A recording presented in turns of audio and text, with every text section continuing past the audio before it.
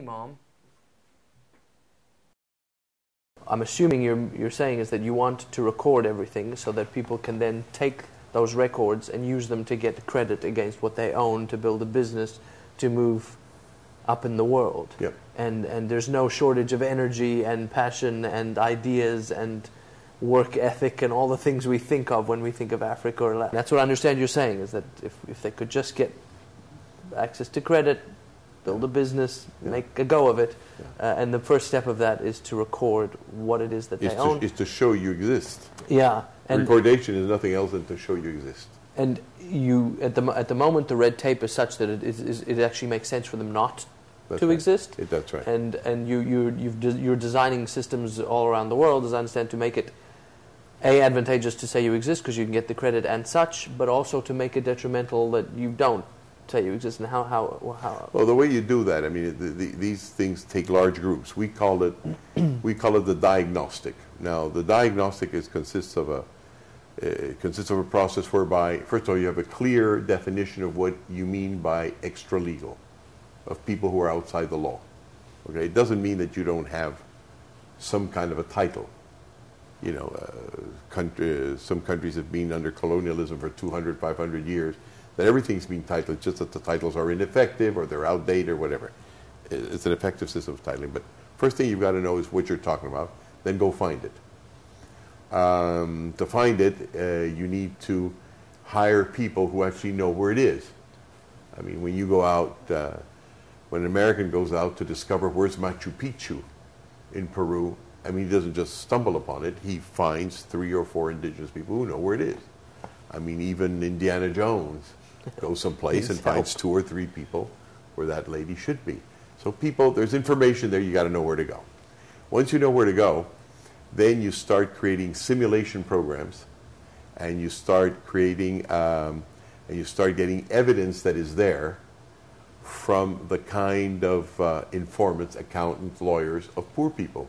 Poor people also have accountants and lawyers. You got to find out where they are. You got to go to the jails for the people for debt, and you collect the information. And the information consists of, did you ever try and be legal? And you'd be surprised how many people did try and be legal. That's how we know it takes 25 years to be legal, because there are people who actually tried it. Yeah. So the question is locating them. A lot of them are in jail because they didn't quite make it. So you get the information from there, and you get the documents. You've got it all documented, and you put them together. Then you start finding out, for example, that a guy's got a factory, say in the north of Lima, and he makes shirts. But he really wants to sell them to the south of Lima, for which he's got to cross something like 30 kilometers, 40 kilometers. In average, we found out by timing it, a truck with merchandise will be stopped 5 times as it crosses town by the police, who will say, can I see what's inside, and can I say the bill? And they will have to pay 5 bribes. Now, once you get that, that's the cost of being extra-legal.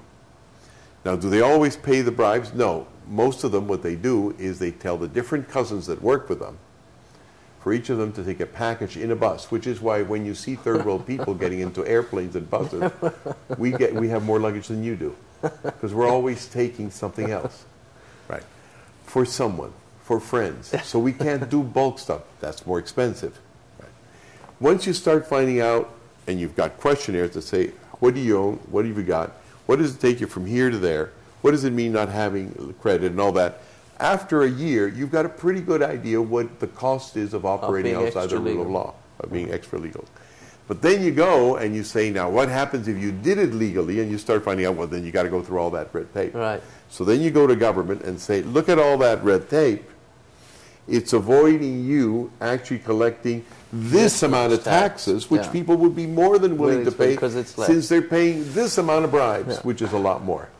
And you get a game plan.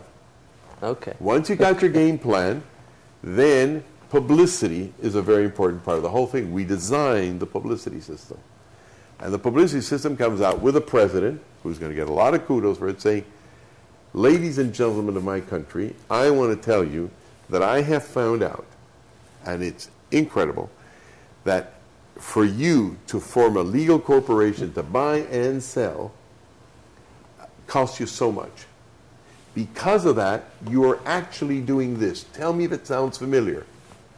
It's terrible. So I have hereby announcing to you that I am going to pass a law that will be available for debate and will be subject to a referendum, if you approve of it, because I want you to debate it back and forth. I may not have gotten everything in correctly in place, whereby the cost of you doing this is going to come down to this.